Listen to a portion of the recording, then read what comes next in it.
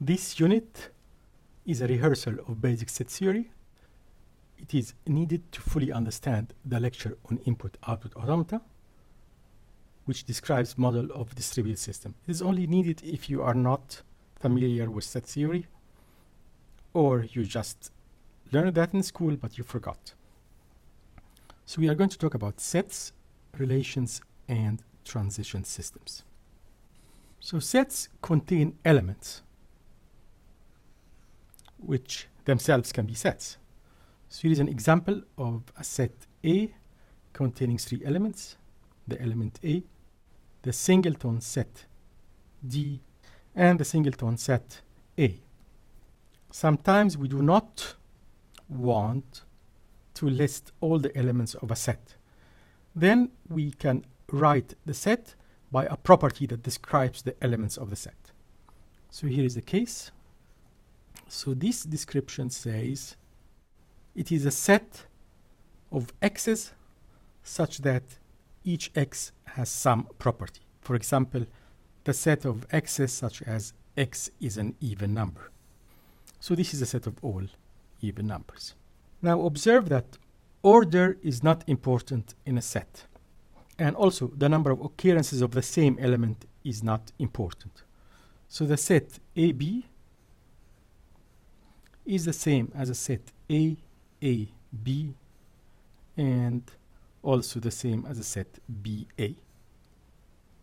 Whereas, which is important, that the set of A and the singleton set that contains A is not equal to the set A. Sometimes we do not talk about sets, but we talk about multi-sets. And what are multi-sets? It's a construction, a collection where the number of occurrences are important. So if we are talking about multi-sets, the multi-set A and B is not equal to the multi-set A, and B. In fact, multi-sets are functions or mappings that in fact describe the following mapping: that A maps to two elements of A, and B maps to 1. So that's what we are saying here. Formally, a multiset is a function that maps elements of its domain to a range of positive integers. That's what we said. So the multiset A, and B is that set that we just mentioned. If an element X belongs to a set S, we use this notation to say that X is an element of the set S. And we use this notation for the empty set.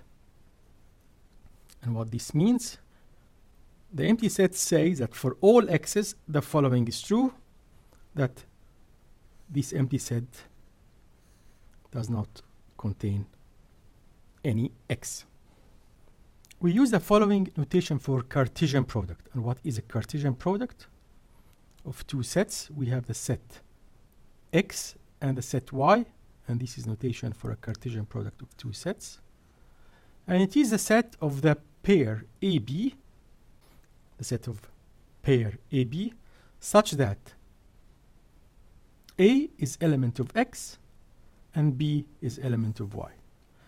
Sometimes we write it also like this, like A, B to denote the pair, and then we said, okay, A is element of X and B is element of Y. So here is an example. If X is a set ABC and Y is a set CDE, then the Cartesian product is the combinations of all elements from X with all elements of Y. So, for example, we take A and combine it with all elements of Y. We get this element, and this element. We take B and combine it with all elements of Y. We get this element, and this element. And we take C and we combine it with all elements of Y. We get these elements. And each one of these is a pair. And in pairs, order is important. So, for example, in this pair, A is the first element of the pair, and C is the second element of the pair. If we have n sets, for example, x1 to xn, so we can use this notation p xi to denote the Cartesian product of all these sets.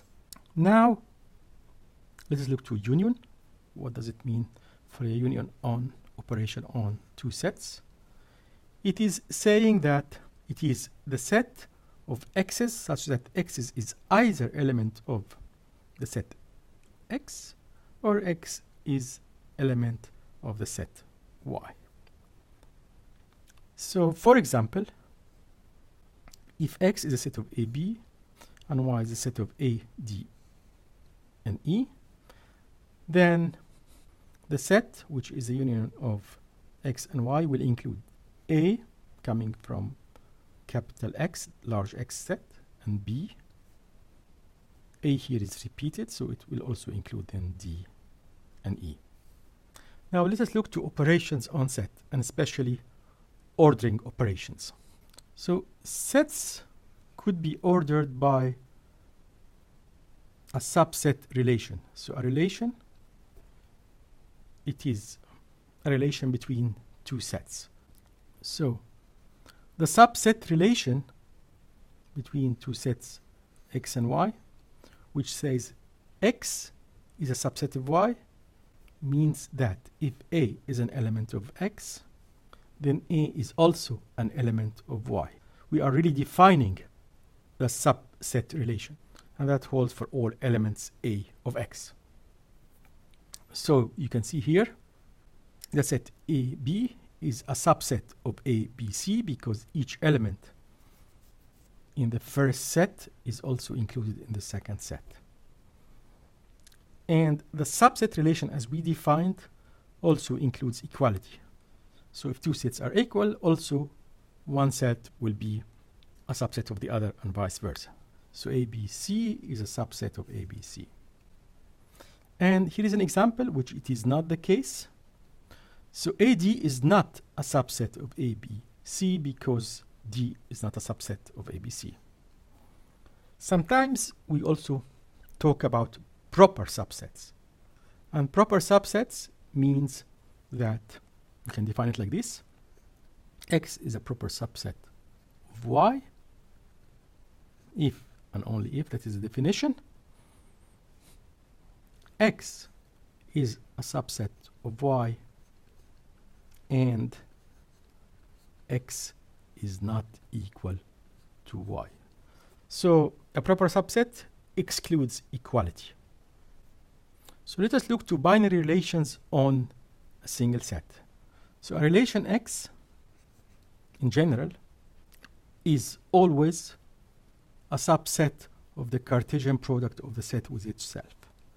So which would mean a relation X itself is a subset of S times S, and this actually can also be written S squared sometimes.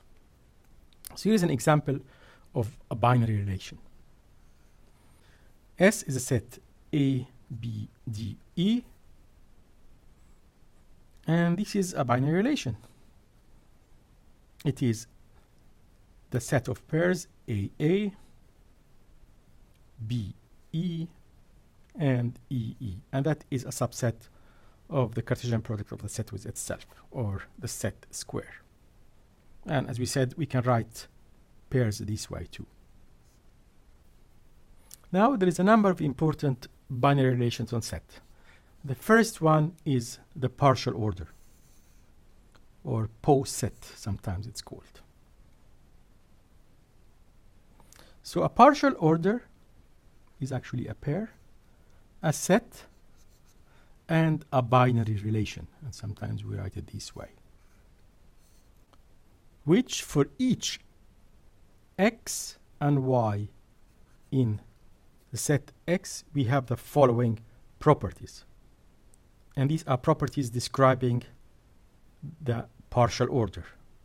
First, it says that partial order is reflexive, which means for any element x in S, x is less or equal x. That is reflexivity. Then we have the second property, which is anti-symmetry for any elements x and y in S. If x is less than y and y is before x also here, then it means that we are talking about the same element.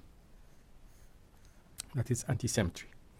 And then we have transitivity, which says if x is less than y and y is less than z, then x is less than z in the partial order. So the pair x, z is also in the partial order. So it's element of the partial order. It's element of that relation. So here's an example of partial order. We have this set which contains A, D, F, and G. And we have the following partial order relation. First of all, we have to satisfy reflexivity. So AA is in the set, DD is in the set, FF in the set, and GG in the set. And then we have A is before F, it's this arrow. F is before G, it is this arrow. A is before G, this is a transitivity relation. And D is before G, this is this arrow.